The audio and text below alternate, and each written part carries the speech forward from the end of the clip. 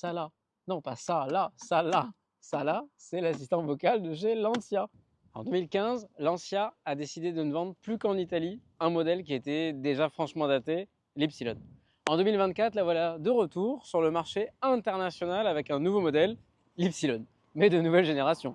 Et d'ailleurs, ça passe par des inspirations à la Stratos, que ça soit à l'avant par les feux et à l'arrière également. Regardez ce calice avec un Y, Y donc de Ypsilon, évidemment, vous l'aurez remarqué. Un design affirmé, mais on va pas se mentir, on reconnaît quand même nettement les lignes de cousine du groupe Stellantis, pour ne pas les nommer. Donc, sinon, en termes de design, on retrouve ce joli logo tout juste revisité. On va garder les arches de roue de la cousine, mais des belles jantes Biton en 17 pouces. Et à l'arrière, un espèce de bandeau noir dans lequel s'inscrivent les nouvelles lettres Lancia avec écrit Ypsilon et des feux ronds du plus bel effet.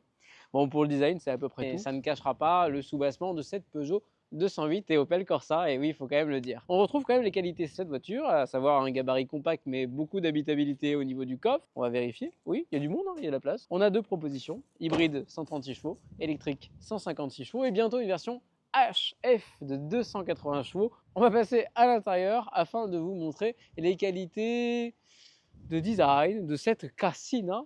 Mais avant, recharge 24 minutes pour un 20 à 80, une recharge au maximum jusqu'à 100 kW et c'est déjà plutôt bien. À l'intérieur, on retrouve cercle rond ici, pas tout à fait fermé parce qu'il faut un vide-poche. Oh ben voilà, elle est ici, la Cassina, rappelant les intérieurs de vos maisons, pas forcément très contemporains, mais plutôt design. Et à ce titre, on va avoir deux sièges en velours que ne renierait pas une Peugeot 206 de l'époque. Au niveau du confort, c'est plutôt pas mal. Au niveau de la position de conduite également, on retrouve un volant avec des boutons qui sont bien intégrés, un double écran tactile et ça là, non pas ça là, ça là. Ça là, c'est l'assistant vocal de chez Lancia. Pas beaucoup d'originalité intérieure, pas de toit ouvrant panoramique possible.